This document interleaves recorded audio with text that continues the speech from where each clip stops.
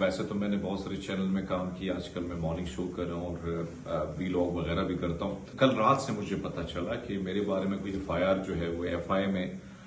दर्ज हुई है, लेकिन मुझे अभी तक नोटिस जो है वो मौसूल नहीं हुआ है। और यकीनन जो एफआईआर की कॉपी मुझे मौसूल हुई है उसमें जो मैंने पढ़ा है तो मुझे बड़ी हैरानी हुई है कि जिस भोंडे तरीके से ये रियासत सहाफियों की आवाज को दबाना चाह रही है कि जो हम बात करते हैं, जो हक और सच पर मबनी खबर आगे अवाम तक पहुंचाने की कोशिश करते हैं, उसकी रोकथाम के लिए जब वो हमें खरीद नहीं सकते तो फिर इस किस्म की भोंडी किस्म की जो है एफआईआर हम पर दर्ज की जाती हैं। और मैं समझता हूं कि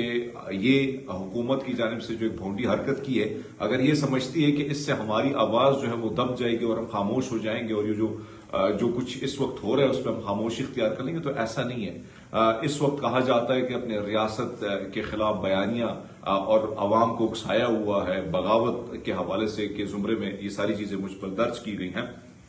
चूंकि 26 और 27 को जो सब कुछ हुआ, मैं भी दीगर रिपोर्टर की तरह डी चौक में मौजूद था और वहां से मैं रिपोर्टिंग कर रहा था। जो जो चीजें मैंने देखी मैंने इसको एज इट इज जो है वो रिपोर्ट किया। सो अब पता चला है कि भाई साहब एफआईआर भी दर्ज हो चुकी है, लेकिन नोटिस नहीं मिला। एफआईआर जो दर्ज हुई है वो 6 दिसंबर को मेरे खिलाफ हुई है। सो बहरहाल मैं समझता हूं कि इससे आजादी सहाफत पर जिस तरीके से इस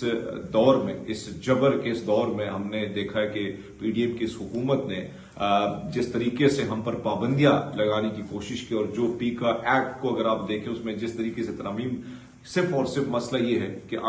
हम जो सिर्फ ना ही बोले तो सब कुछ अच्छा है, यानी यही बोले कि सब कुछ अच्छा है, तो ऐसा नहीं हो सकता है। आप जितनी भी पाबंदियां लगाएं, जितने भी कतगने लगाएं, जितने भी सहाफियों को दबाएं, तो आप जो हक और सच की बात है वो छुप नहीं सकती, वो सामने आई जाती है। सो बहरहाल अब मुकदमा इन्होंने दर्ज कर दिया है, हम करेंगे आगे इसका सामना भी करेंगे। जो चीज हमने रिपोर्ट की है हम उसी पर खड़े हैं।